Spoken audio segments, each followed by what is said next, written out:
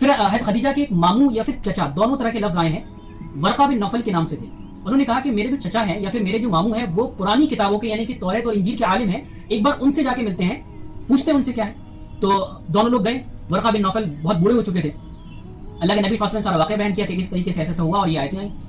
تو وہ بوڑھے تھے تو کہنے اچھا یہ تو پھر وہی بشارت پوری ہو گئی جو توریت اور انجیل کے اندر میں نے دیکھی تھی کہ آخری نبی آئے گا.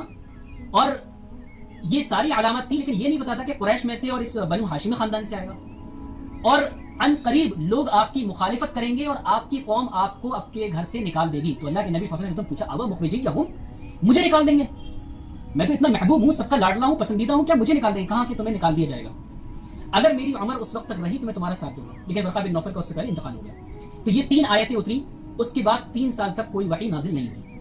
ان آیتوں کے بعد کوئی وحی نازل نہیں ہوئی. پھر بخاری شریف کی روایت ہے کہ ایک دن اللہ کے نبی صلی اللہ علیہ وسلم جو ہے تنہائی میں تھے اور پھر دوبارہ سے جبریل السلام جو ہے ظاہر ہوئے اور آیتیں نازل ہوئی. کون سی؟ یا ایھا المدثر قم فانذر وربک فکبر وثیابک فطہر. یہ آیت نازل ہوئی. ایک چادر کو اوڑھنے والے، قم فانذر، کھڑے ہو جاؤ اور لوگوں کو ڈراؤ اللہ سے، وربک فکبر، اور اپنے رب کی تعریف بیان کرو، وثیابک فطہر، اور اپنے کپڑوں کو صاف ستھرا رکھو.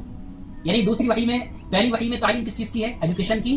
اور دوسری جو وحی آ رہی ہے اس میں کیا ہے کہ اپنے لباس کو، اپنے گیٹ اپ کو اور اپنے ساری چیزوں کو اچھا اور صاف ستھرا رکھو. یہ امپیکٹ ڈالتی ہیں، اس سے آپ کی بات میں وزن آتا ہے.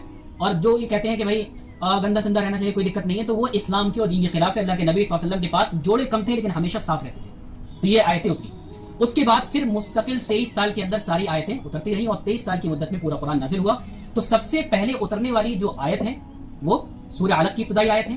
اس کے بعد سورہ مدثر کی آیت اتری اور سب سے آخر میں جو سورت نازل ہوئی وہ نازل ہوئی اذا جاء نصر اللہ والفتح. یہ سورت سب سے آخر میں نازل ہوئی. اس میں کیا پیغام تھا وہ کبھی اور انشاءاللہ بات کریں گے. تو یہ پوری تاریخ رہی کہ سب سے پہلے قرآن بیت عزت پہ نازل ہو گیا اور دوسری مرتبہ میں اللہ کے نبی صلی اللہ علیہ وسلم کے اوپر 23 سال کے پورے مرحلے میں نازل ہوا. اور اس 23 سال میں کیوں نازل کیا گیا؟ تاکہ جس طرح کی ضرورت تھی وہ ضرورت پوری ہو سکے. اللہ تعالی ہم سب کو اس مجلس کے عمل کی توفیق عطا فرمائے.